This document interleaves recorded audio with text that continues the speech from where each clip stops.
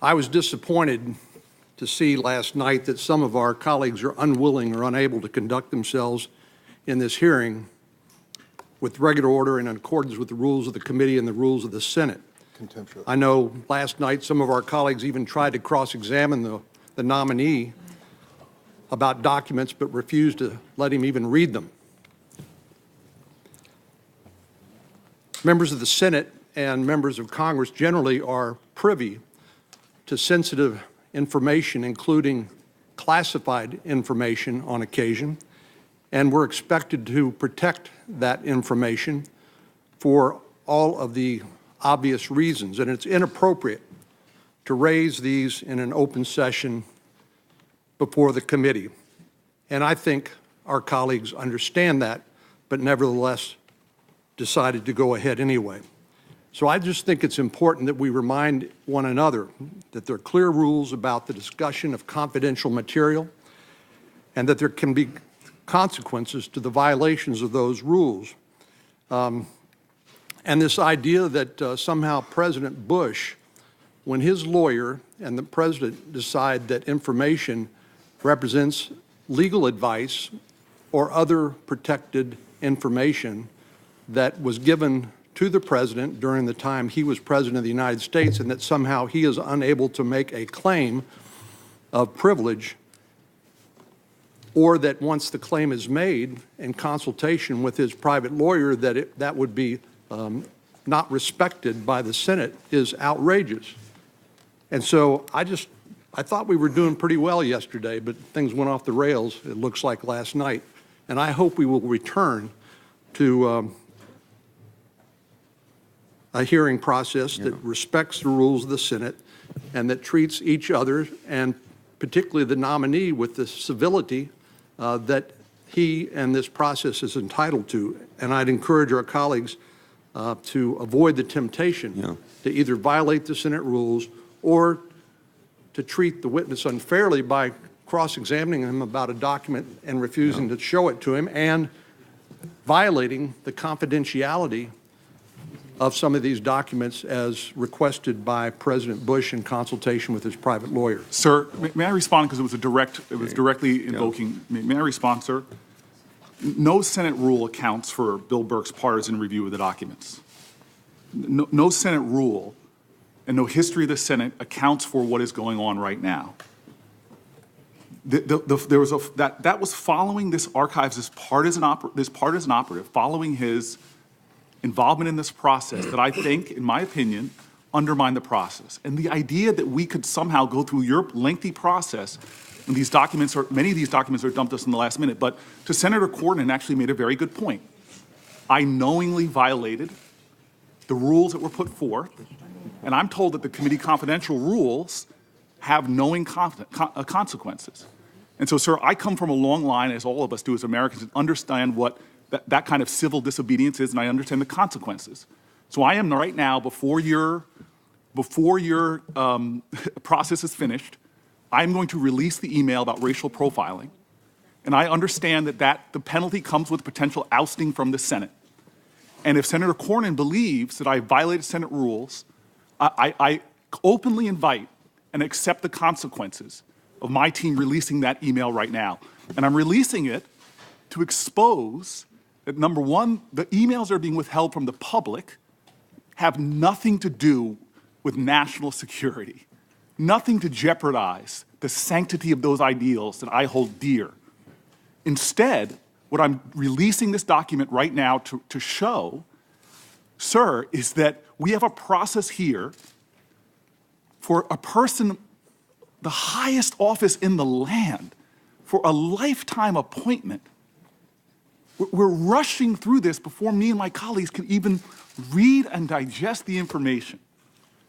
Can I ask you how long you're going to say the same thing 3 or 4 times? No, sir. How long do you want? I'm saying I'm knowingly violating the rules. Okay. Senator Cornyn has called me out for it. How many times are you going to tell us? Sir, I'm saying right now that I'm releasing committee confidential documents. Mr. Chairman, since the senator invoked my name, I insist on an opportunity to respond. I did not mention his name, but he mentioned my name, and he's right.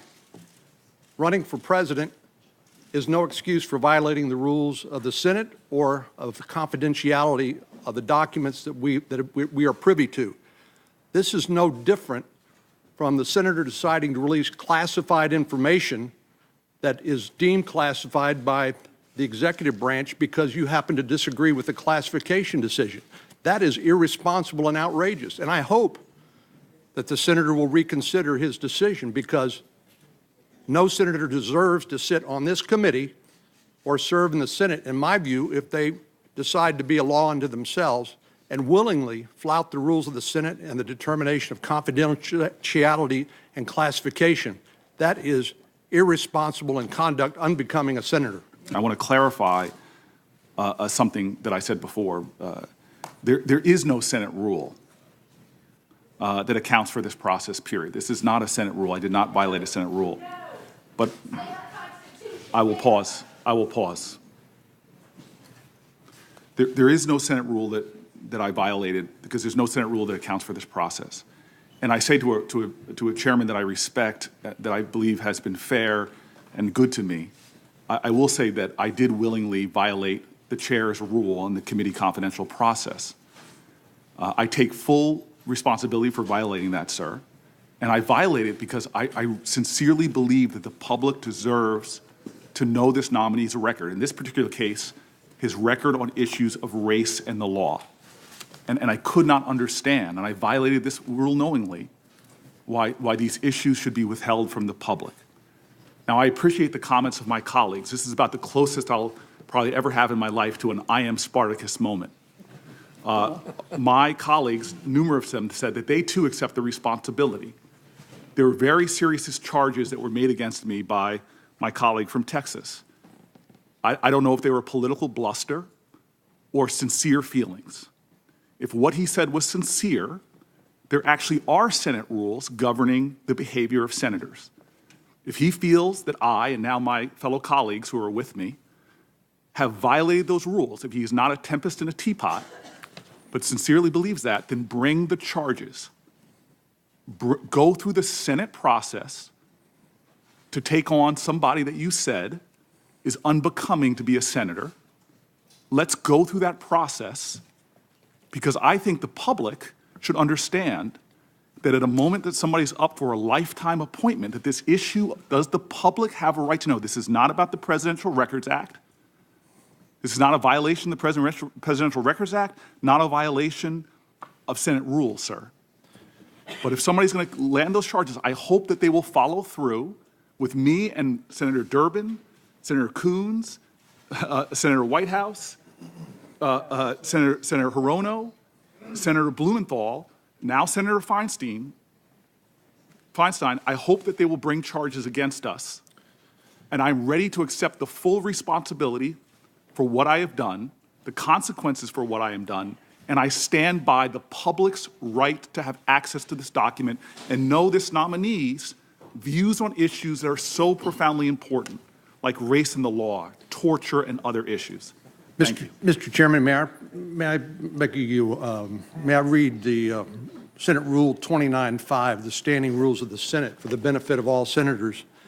Any senator, officer, or employee of the Senate who shall disclose the secret or confidential business or proceedings of the Senate, including the business and proceedings of the committees, subcommittees, and offices of the Senate, shall be liable, if a senator, to suffer expulsion from the body, and if an officer or employee, to dismissal from the service of the Senate and to punishment or contempt.